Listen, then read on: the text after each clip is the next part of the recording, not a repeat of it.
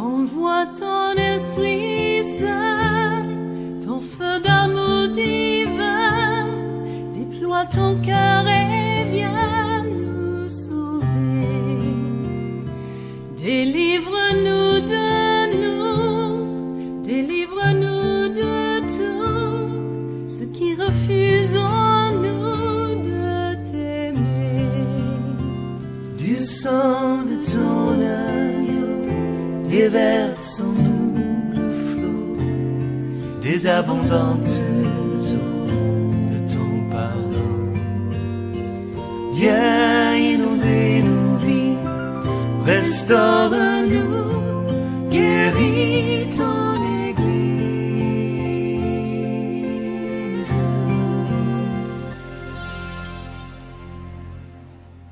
Alléluia. Bien-aimés, je vous salue dans le puissant et précieux nom de notre Seigneur Jésus-Christ de Nazareth. Je suis Hervé Nébar, serviteur de Dieu du ministère Restauration de l'Église pour le réveil et le retour du Seigneur Jésus-Christ. Nous croyons que le Seigneur Jésus arrive. Nous croyons que le Seigneur Jésus est à la porte et nous voulons parler au cœur des chrétiens, nous voulons parler au cœur des hommes de la terre, afin que cette réalité puisse être actualisée, n'est-ce pas, d'actualité dans nos vies, dans nos cœurs, dans nos actions et dans nos projets de tous les jours. Alléluia. Le Seigneur Jésus est à la porte.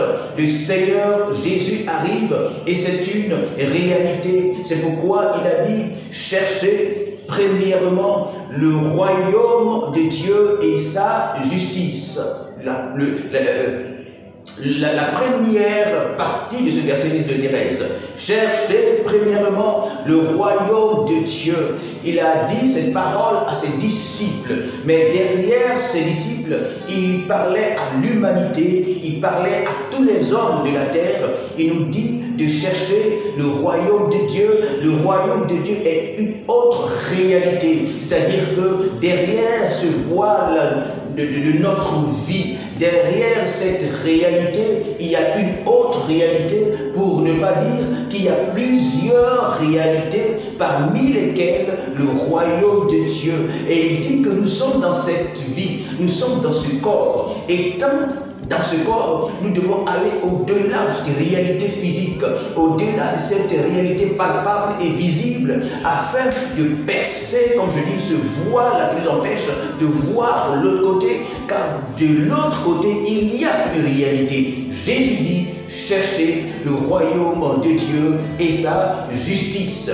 Et nous disons que Jésus n'est pas le royaume de Dieu, car Jésus est une personne qui vit dans un lieu, et le lieu où il vit aujourd'hui, n'est-ce pas, est le royaume de Dieu.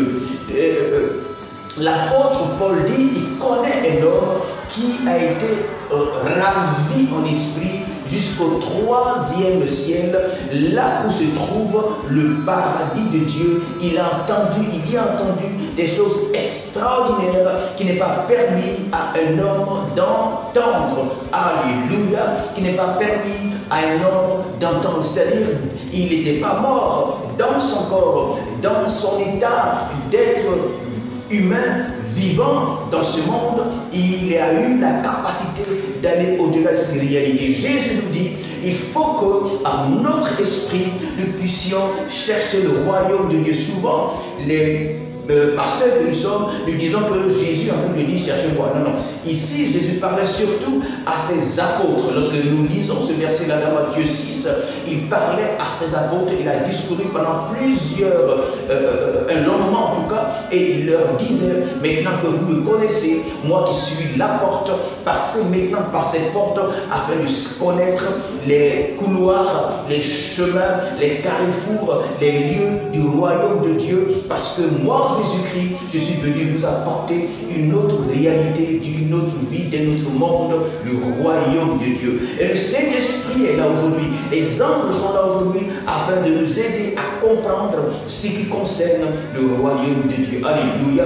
Alors avant que nous puissions partis au ciel, Jésus voulait que nous puissions, au-delà de toutes choses, nous les délaisser au royaume de Dieu. Il a dit, partez, n'est-ce pas, et prêchez à toute tribu, à toute langue, et faites, n'est-ce pas, de toutes les nations, mes disciples, nations en termes de peuple, langue et pays, des personnes ou des entités capables de rentrer dans le plan de Dieu. Alléluia. Et nous parlons du plan de Dieu. Nous croyons que, n'est-ce pas, chaque nation doit servir le Seigneur. C'est pourquoi le thème que nous traitons, le thème général que nous traitons, c'est la lecture spirituelle de la crise dans notre pays. Mais nous savons que notre pays n'est pas le seul pays à être en crise. Il y a plusieurs pays qui sont en crise.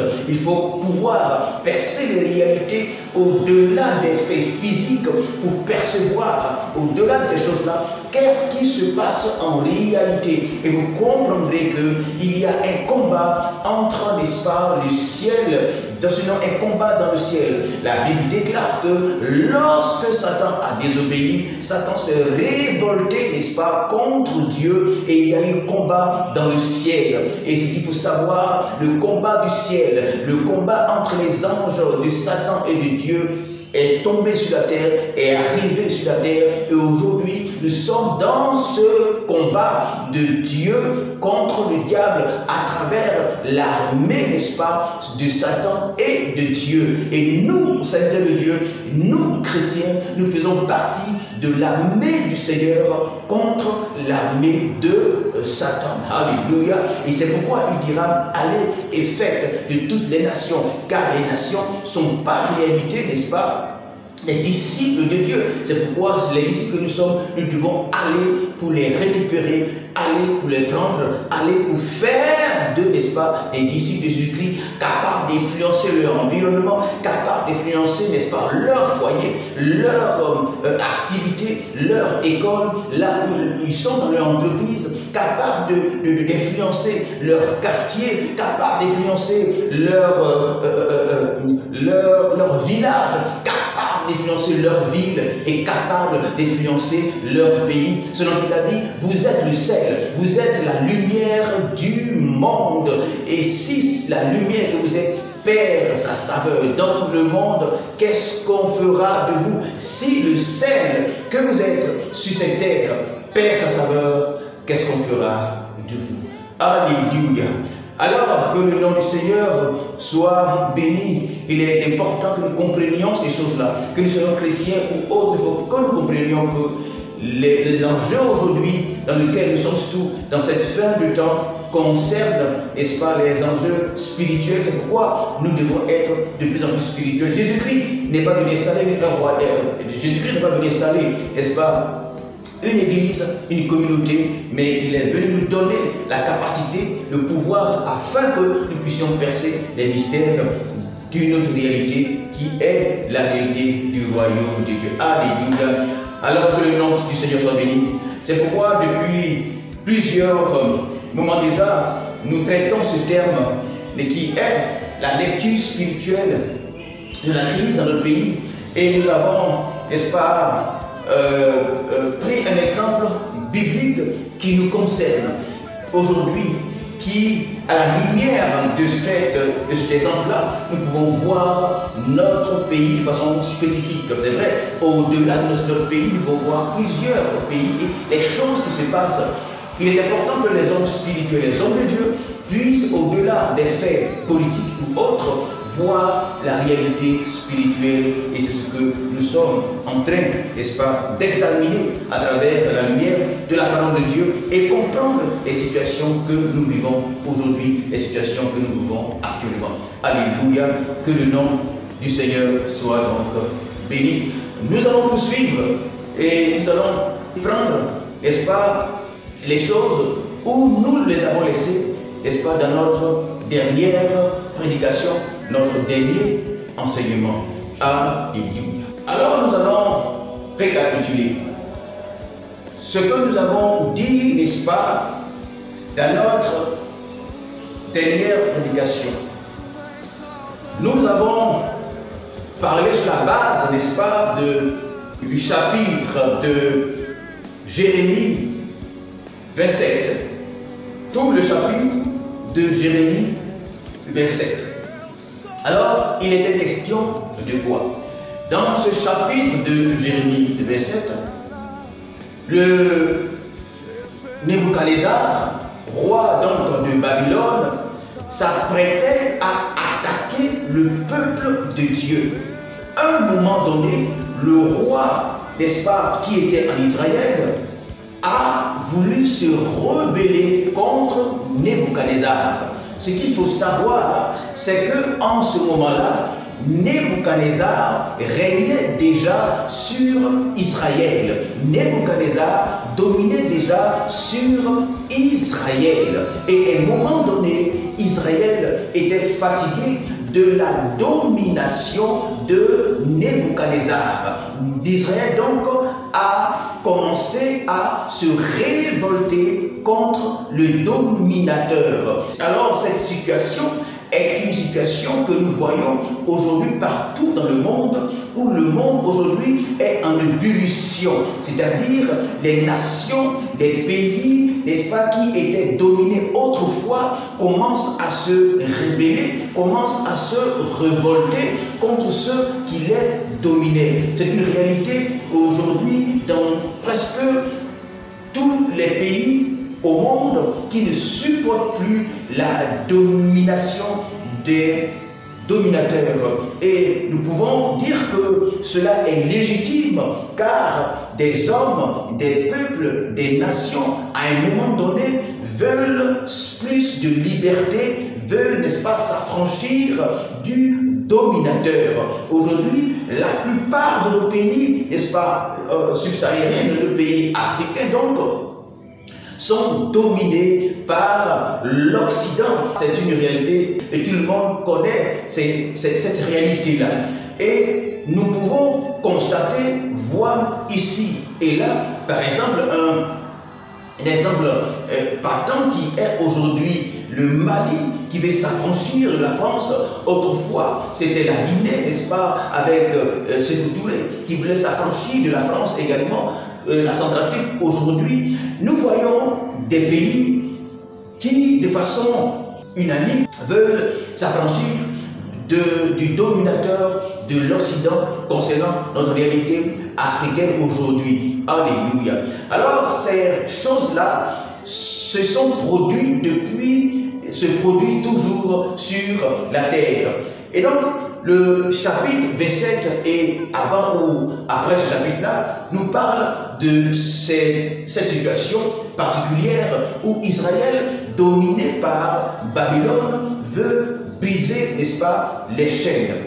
Ce qui va se passer, c'est que Israël va commencer à prendre position comme le Mali aujourd'hui. Israël va commencer à prendre clairement position, à vouloir de façon frontale se confronter au dominateur, vous voyez. Et tout le peuple était chauffé à blanc. Le roi, ses gardes, son armée également était prêt à découdre avec l'envahisseur, avec le dominateur, comme aujourd'hui on pourrait dire avec l'Occident, la France également. Nous avons connu dans ce pays, dans notre pays, cette réalité où le peuple, c'est vrai, sait qu'il n'a pas de force, il n'a pas la carrure, il n'a pas les armes, il n'a pas, n'est-ce pas, la technologie, il n'a pas tout ce qu'il faut, il n'ira pas arrêter toutes les conditions afin de pouvoir s'affranchir, afin de pouvoir faire face aux dominateurs. Mais ici, dans ce contexte-là, Israël s'est résolu à pouvoir affronter, n'est-ce pas, Nebuchadnezzar, comme nous avons connu cette réalité ici. Malgré que nous n'avons pas tous les moyens, mais nous avons vu les Ivoiriens vouloir faire front contre le dominateur et nous connaissons ce qui s'est passé, en tout cas nous concernant la suite des choses que nous avons vécues dans ce pays-là. C'est pourquoi nous ne devons pas faire forcément des lectures